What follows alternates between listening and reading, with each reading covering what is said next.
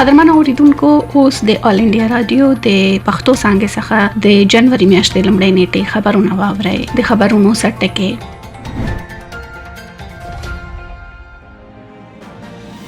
د نړۍ په ګوټ ګوټ کې هیوادونه د 2021م زیږدیز کال د آتشبازي سره خاراغلاست کوي. پاکستان د هندوانو پر مندر د برید په تړاو 10 کسان نیولې دي. د تایوان ولسمشر د نوي کال په وینا کې بیا چین ته د زیتون څنګه وړاندیز کوي.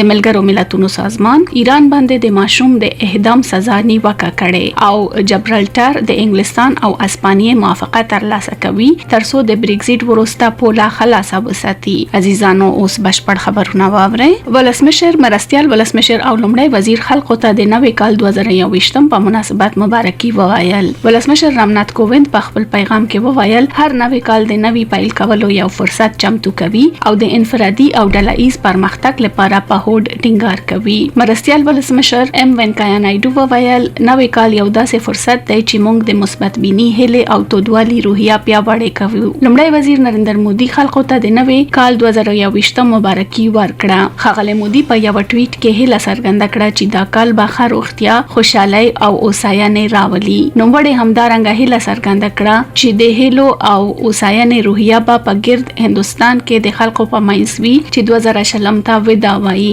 د نړۍ په ګوټ ګوټ کې هیوادونه د آتشبازي سره د 2021م زیږدیز کال هرکلی وکړل، مګر خلکو ته یوازې په ځینو نندارو کې اجازه ورکړل شوې. نیوزیلند د نړۍ یو له لومړیو هیوادونو څخه و چې د نوي کال هرکلی یې وکړ. د نوي کال د لمانځلو پر مهال د هیګلې پارک په کلیسا کې آتشبازي وشوه. کله چې د نوي کال لمانځنه په استرالیا کې پیل شوه، د سیډنی اوپرا هاوس او هاربر پل باندې هم آتشبازي تر سره شوه. په عامه توګه 1 میلیون کسان په سیډنی هاربر کې ټولیږي چې کلنی آتشبازي وګوري. خو په دا کال کې چارواکو خلکو ته مشوره ورکړ چې دا خبرونه په ټلویزیون کې وګوري. ملبورن د استرالیا دوهم تر ټولو نفوذ لرونکی ښار سږکال خپل آتشبازي لغوه کړه. تایوان په خپل پلازمینه تاپای کې د خپل معمولی آتشبازي کوربتوب وکړ. تایلند د آتشبازي سره په بانکاک مال کې نوي کال پیل کړ. د هیواد د کورونا وایروس وبا څخه د مخنیوي په خپل هڅه کې په ګرد هیواد کې د لویو غونډو او خبرونو باندې بندیز ولګاوه.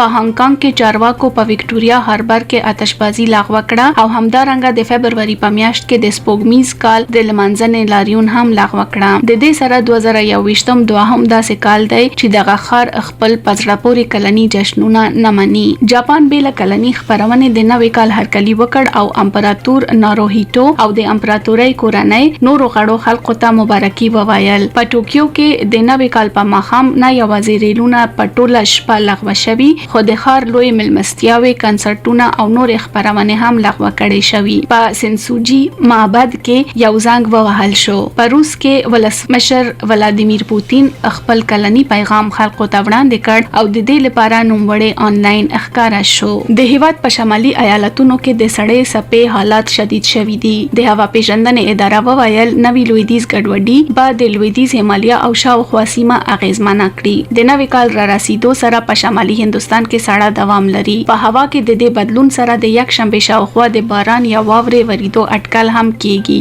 د احتمال په توګه دا سړه د جنوري میاشتې تر شپږم نیټې پورې دوام ولري. په راتلونکو 48 ساعتونو کې به سړې سپې په هماچل پردیش، پنجاب، هریانه، چندیګړ، اتر پردیش، راجستان، لویدیځ مدھیه پردیش او ډیلی کې شتون ولري. د هوا پیژندنې اداره وړاندوینه کوي چې په راتلونکو 2 ورځو کې به په پنجاب، هریانه، چندیګړ، ډیلی او اتر پردیش کې لړا به شتون ولري. په بهار، آسام او میګالیا، ناګالند، منیپور، میزورم او تریپورا کې لړا به وي. په اتراکھنډ او لویدیځ مدھیه پردیش کې به په راتلونکو 24 ساعتونو کې لړا امکان لري. د هیواد د کووډ-19 د بیا رغونې کچه 90.08 سلنې ته وده کړې ده. د تیرو 24 ساعتونو په دوران کې د کورونا تر 23,000 زیات ناروغان روغ شوي دي. د روغتیا وزارت وویل د روغ شوي کسانو مجموعي شمیره تر 9,883,000 زیات ته رسیدلې ده. اوس مهال په هیواد کې د فعالو قضیو بشپړ شمیر شاوخوا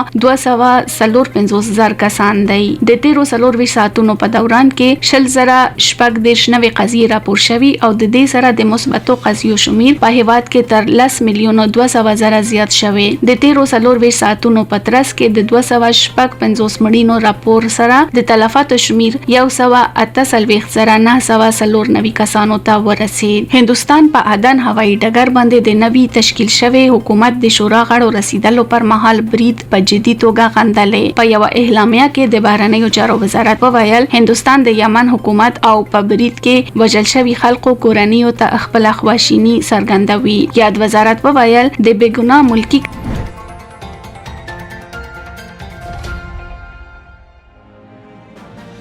ایزانو سوابره پروانو حالاتو یو تبصره د تبصره عنوان ده پاکستان کې په اقلیتو او د هغوی په عبادتګاهونو بریدونه کیږي. لیکنه د سراج نقوی جواړه او وینا د هریندر کمار سواتی. د پاکستان د خیبر پختونخوا ایالت په کرک ولسوالۍ کې د هندوانو دینی عالم هدیره یا سمادي سوځول نه یوازې یوه پیښه ده بلکې د پاکستان په ټولنه کې د مذهبي تعصب تنګ نظرۍ او د کرکې د زیاتېدو یوه بیلګه ده. د پاکستانی مشرانو ګټه اخیستونکي او د کرکټ ډک تګلارو پاکستان د غیر مسلم اقلیتو لپاره دوزخ جوړ کړی. پاکستان دا مهال له یو لړ ستونزو سره مخ دی چې د پاکستان د پوز یا د هغوی د سیاسي مشرتابه لخوا رامنځته شوی. د دې خبرې به حاجت نه وي چې دا وخت په نړۍ کې د پاکستان حیثیت څه دی. وضعیت دا دی چې پاکستان په نړیواله ټولنه کې خپل وقار او درناوی له لاسه ورکړی. د متحده ایالاتو په څیر د پاکستان ملګرو له پاکستان نه سترګې اړولي. افغانستان په خپله خاوره روان وضعیت لپاره پاکستان مسؤله ګڼي. هم دغه سه د پاکستان ترهګریز عناصر د هند سره د پاکستان خراب او کړکېچن اړیکو لپاره مسؤل دي او دا یو منل شوی حقیقت دی چې دا عناصر د پاکستان د حکومت او پوز لخوا ملاتړ کیږي. دا پروسه اوس هم روانه ده. د متحده ایالاتو پخوانی ولسمشر بارک اوباما په دې ورستیو کې په خپاره شوي کتاب کې د دې یادونه هم کړې. د نورو گاونډیو هیوادونو لکه ایران او سعودي عربستان سره هم د پاکستان اړیکې خوشګواره نه دي. تر سوچ د پاکستان د کورنۍ چارو سوال دی تاوتریخواله مذهبي نفرت تنگ نظری د خزو په وړاندې د پاکستانی ټولنې چلند او اقلیتو په مسلو سترګې پټې کړې شوي او د هر سال لپامه غورځول هغه مسلې دي چې د پاکستان مشرتابه پر خپل سترګې تړلي. اړتیا نشته چې ووایو چې دا مهال په پاکستان کې ښځې او په ځانګړي ډول د مذهبي لږکیو سره تړاو لرونکي میرمنې د کوم ډول ویرو او طرحو سره مخامخ دي. نابالغه هندو انجونې تختول بل مذهب ته اړول او بیا په زوره هغوی سره واده کولو په څیر پیښې اکثره نه یوازې پاکستانی رسنیو بلکې په ټوله نړۍ کې په ورځپاڼو او ټلویزیوني چینلونو کې خپریږي. که څه هم حکومت په دې برخه کې ډیر قوانین جوړ کړي دي مګر اصلي ستونزه د ټولنې د پوهاوي ده. هغه فکر او سوچ چې دا مهال په پاکستانی ټولنه کې وده کوي یوازې د قانون په واسطه نشي بدلیدی. د دې لپاره ذهني بیداری ضروری ده. په خیبر پختونخوا کې شوې دا پیښه د مذهبي تنگ نظرۍ یو ثبوت دی. د خبر په حواله چهارشنبه په ورځ په زرګونو شرخوښونکي د کرک ولسوالۍ په ټيري سیمه کې د هندوانو یو دینی عالم هدیره یا سمادي ته اور واچاوه او دا کار د یوې مذهبي ډلې د یو شمیر مشرانو لخوا په لار اچول شوی و. دا ښایي چې دا ډول پیښو تر شا د تنګ نظره مذهبي عناصرو رول دی. یوازې یو تنګ نظره داسې کړنې رهبري کولی شي. هغوی د باید دا تشریح کړي چې د اسلام په نوم تاوتریخوالی خورول او د نورو ادیانو عبادت ځایونو ته زیان رسول آیا یو اسلامي عمل دی؟ په هر صورت دا واضح کوي چې داسې کړنې په ټوله نړۍ کې اسلام بدناموي. مهمه دا ده چې سمادي د سوځولو پیښه ناڅاپي نه ده. د دې نه وړاندې دیني مشرانو غونډې ته وینا وکړه او پارونکي وینا یې وکړې. پوښتنه دا ده چې ولې پولیس او ادارې په سم وخت کې ټول معلومات ترلاسه نه کړی شول او ولې افراطي عناصرو دومره وخت ترلاسه کړ چې دیو سمادي ته اور واچوه. حقیقت دا دی چې د داسې ټولنې ضد عناصرو د پولیسو او ادارې ترمنځ اړیکې د داسې چلن لپاره مسؤله دي. دغه عناصرو ته د پولیسو، حکومت او د پوز ملاتړ ترلاسه دی. که چېرې داسې نه وی نو د داسې پیښو امکان هم نه و. دا د یادونې وړ ده چې دا سمادي 1900 کال څخه مخکې جوړ شوی و او د دې په حق لا کوم ډول جنجال هم نه و. مذهبي مشرتابه او همدارنګه سیمایي اداره پولیس او سیاسي مشرتابه یو شان د دې لپاره مسؤل دي. په هر صورت په دې کې شک نشته چې دا مهال په پاکستان کې د مذهبي او مسلکي لږکیو لپاره ځمکه محدوده ده. مېرمنې ناامنه دي او د پاکستان ټولنه د خپل تاریخ تر ټولو خرابې دورې څخه تیریږي. د پاکستان مشران د دې وضعیت لپاره مسؤل دي چې ملي ګټو او د پاکستان د لږکیو ګټو په وړاندې خپلې ګټې پورته ګڼي.